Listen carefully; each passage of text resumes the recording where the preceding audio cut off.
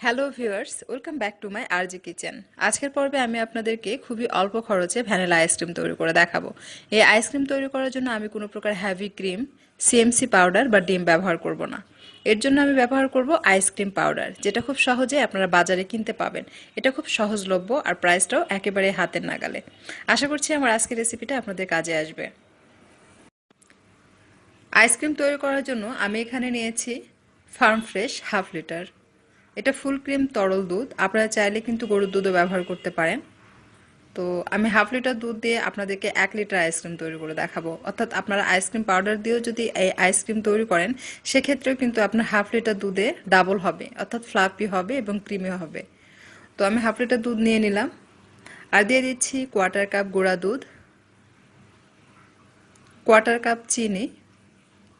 এখন এই সমস্ত উপকরণগুলো খুব ভালোভাবে মিক্স করে নিচ্ছি।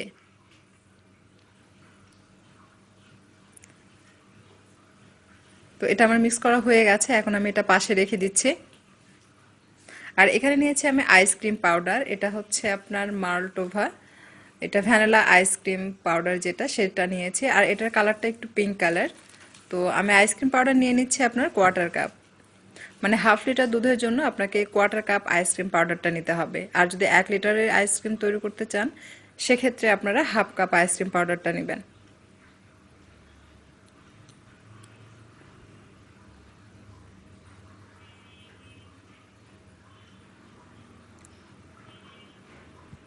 এখন আমি একটি বাটিতে এটা ঢেলে নিচ্ছি।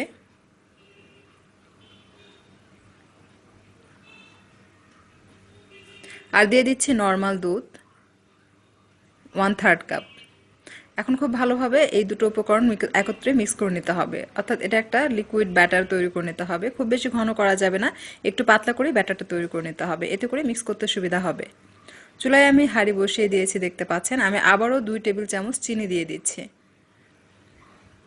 মিষ্টি আপনারা আপনাদের টেস্ট অনুযায়ী অ্যাড করতে পারবেন, আবার চাইলে কিন্তু কনডেন্স মিল্ক দিয়েও এটা তৈরি করতে পারেন। দুধে যখন বলক চলে আসবে, তারপর জাস্ট 2-3টা বলক তুলে নিয়ে এটা নামিয়ে নিতে হবে। অনেক বেশি সময় ধরে জাল করার দরকার নেই, যেহেতু দুধটাকে ঘন করার জন্য আমি গুঁড়া দুধ দিয়েছি। আর ফার্ম ফ্রেশটা এমনিতেই ঘন হয়ে থাকে, আর আপনারা যদি গরুর দুধে তৈরি করেন, সেক্ষেত্রে একটু বেশি সময় নিয়ে জাল করবেন। তো আমার এটা হয়ে গেছে, এই পর্যায়ে আমি এটা নামিয়ে নিচ্ছি। নামিয়ে নেওয়ার পর অ্যাড করে দিতে হবে সেই মিশ্রণ। এটা একটু একটু করে ঢেলে দিতে হবে আর মিক্স করে নিতে হবে। চুলার উপরে রেখে কিন্তু এভাবে মিক্স করা যাবে না, সেক্ষেত্রে অনেক সময় দলা পেকে যায়। সো চুলা থেকে নামিয়ে গরম গরমে আপনারা একটু একটু করে দিবেন, আর খুব ভালোভাবে এভাবে হ্যান্ড হুইক্স বা স্প্যাচুলা দিয়ে বা যে কোনো চামচ দিয়ে মিক্স করে নেবেন। তাহলে কিন্তু আর দলা পেকে থাকবে না, খুব সহজেই মিক্স হয়ে যাবে। এই পর্যায়ে দুধ কিন্তু যথেষ্ট গরম, সো আপনার মিক্স করতে করতে এটা সেদ্ধ হয়ে যাবে আর দুধটা বেশ ঘন হয়ে আসবে। তো দেখুন আমার এটা মিক্স করা হয়ে গেছে, আমি আপনাদেরকে দেখিয়ে দিচ্ছি যে এটা মিক্স করার পর এটা কেমন ঘন হয়েছে। তো দেখতে পাচ্ছেন এটা এরকম ঘন হবে। এখন আমি এটা নেড়ে চেড়ে ঠান্ডা করে নেব। এটা ঠান্ডা করার পর ফ্রিজে রেখে দিতে হবে।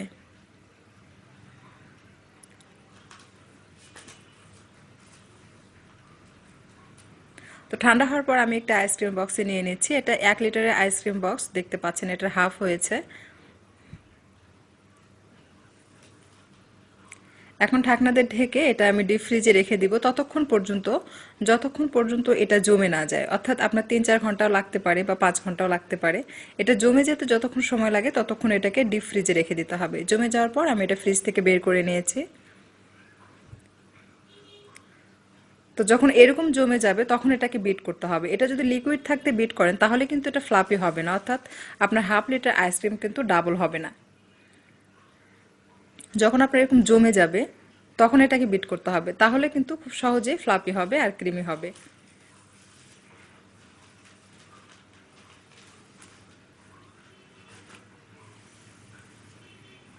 তো আমি আইসক্রিমগুলো একটু ভেঙে নিলাম বিট করার সুবিধার্থে। এখন আমি একটু বলে এটা ট্রান্সফার করে নিচ্ছি। আমি এই বলে এটা ইলেকট্রিক বিটার দিয়ে বিট করব। আইসক্রিম ফ্লাপি এবং ডাবল হওয়ার জন্য আপনাকে কিন্তু ইলেকট্রিক বিটারটাই ব্যবহার করতে হবে। এটা আপনার ব্লেন্ডারে কিন্তু ব্লেন্ডারে ব্লেন্ড করে নিতে পারেন, সেক্ষেত্রে হয়তো বা ডাবল নাও হতে পারে। তবে ইলেকট্রিক বিটার দিয়ে 7 থেকে 8 মিনিট বিট করলে হাফ লিটার আইসক্রিম আপনারা খুব সহজেই এটা মানে 1 লিটার আইসক্রিমে পরিণত করতে পারবেন। তো আমি 7 মিনিটের মতো এটাকে বিট করব। 7 মিনিট বিট করার পর এটা অনেক বেশি ক্রেমি হবে আর ফ্লাপি হবে। তো দেখতে পাচ্ছেন এটা 7 মিনিট বিট করার পর আমার বাটিটা ভর্তি হয়ে গেছে আর এটা কিন্তু অনেক ক্রিমি হয়েছে, ফ্লাপি হবে।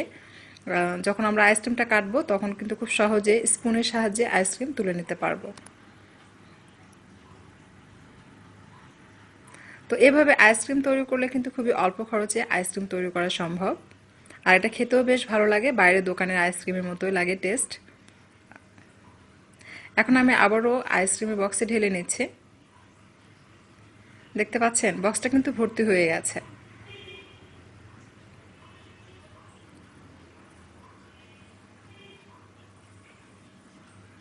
তো যেহেতু ভর্তি হয়ে গেছে এটা আমি বাটিতে আবার একটু উঠিয়ে নিচ্ছি, তা না হলে হয়তো ঢাকনা দিয়ে ঢেকে দিলে যেটা হবে যে লেগে যাবে। সো আমি একটু উঠিয়ে তারপর এটাকে ঢাকনা দিয়ে ঢেকে সারা রাতের জন্য ডিপ ফ্রিজে রেখে দিব।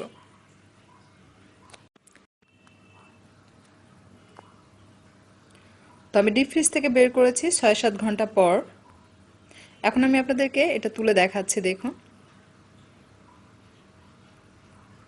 আপনার ডিপ ফ্রিজ থেকে বের করার পর আধা ঘন্টা নর্মাল ফ্রিজে রেখে দিবেন অথবা 10 মিনিটের জন্য বাইরে রেখে দিতে পারেন। তারপর এভাবে স্পুনের সাহায্যে তুলে নেবেন, দেখবেন খুব সহজে এটা স্পুনের সাহায্যে তুলে নিতে পারবেন। তো আপনার চাইলে কিন্তু খুবই অল্প খরচে ঘরে খুব সহজেই এই ভ্যানিলা আইসক্রিমটি তৈরি করতে পারবেন। তো আশা করছি আমার আজকের রেসিপিটা আপনাদের কাছে ভালো লেগেছে। যদি ভালো লাগে অবশ্যই একটা লাইক দিবেন আর অবশ্যই আপনারা ঘরে ট্রাই করে দেখবেন। আর ট্রাই করলে জানাতে ভুলবেন না যে আপনাদের কাছে কেমন লেগেছে। কমেন্টস করে জানাতে পারেন অথবা আমার ফেসবুক গ্রুপেও আপনার পিকচার শেয়ার করতে পারেন।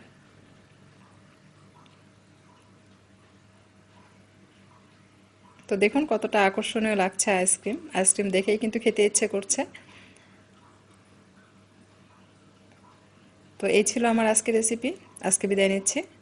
আবারও হাজির হব পরবর্তীতে আপনাদের জন্য নতুন কোনো রেসিপি নিয়ে। তো আপনারা অনেক অনেক ভালো থাকবেন, সুস্থ থাকবেন, এই কামনায় বিদায় নিচ্ছে। খোদা হাফেজ।